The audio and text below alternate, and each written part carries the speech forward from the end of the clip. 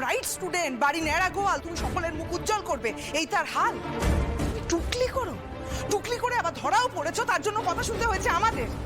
ছি ছি ছি ছি ছি।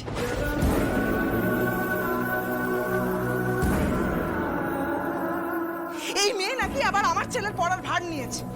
মা প্লিজ, কিছু একটা শুনে রিয়্যাক্ট করার আগে কিছু ভাবো না। না মানে সবটা ইমোশনে চলছো, দাদুর কথা শুনে শুনে চলছো। কি হয়েছে বলো তো তোমার? আরে এটার মধ্যে ভাবা না ভাবার কি আছে? তা ভাববে না মা? তোমার মনে হয় পারুল টুকলি করবে?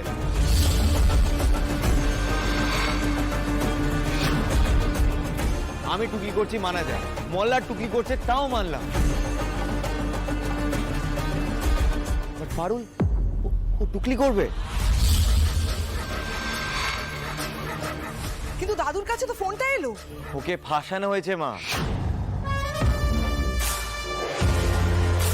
ফাঁসিয়েছে? কে ফাঁসিয়েছে? কে আবার? শিরিন।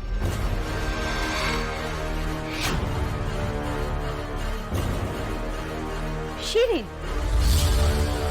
কিন্তু শিরিন আর পারুলের তো এই বন্ধুত্ব। আরে ওই সব নাটক, সবটাই ব্লাফ।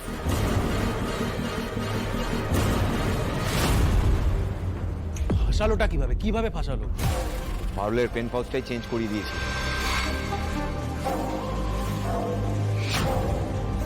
যখন আমরা ওকে হাতে নাতে ধরি তখন সবটাই জানতে পারি। আমি জানি তো ওরকম ফালতু মেয়ে, তোদের ওই ফুর্তি টুর্তি করতে নিয়ে গেছিল, ও সব ওর নাটক। আমি জানি দাদা, আমি সবটাই বুঝতে পেরেছি এখন। ওকে যা বলার আমি বলে দিয়ে এসেছি। না না রায়ন, এটা কিন্তু শুধু মুখে বললে হবে না, এটা অফিসিয়ালি কমপ্লেন করা উচিত। কি নিজ মানসিকতা রে বাবা, ও তো পারুলের কেরিয়ারটাকেই শেষ করে দিতে বসেছিল। আমি করেছি কমপ্লেন পিসিমণি, ডিন স্যারকে আমরা জানিয়ে এসেছি, আর ডিন স্যার অ্যাগ্রি করেছে যে পারুল নির্দোষ। তাছাড়া শিরিনের সাথে আমার যা সম্পর্ক আছে সব শেষ করে দিয়েছি, আমরা ব্রেকআপ করে নিয়েছি। কি তুই ব্রেকআপ মানে বন্ধুত্ব?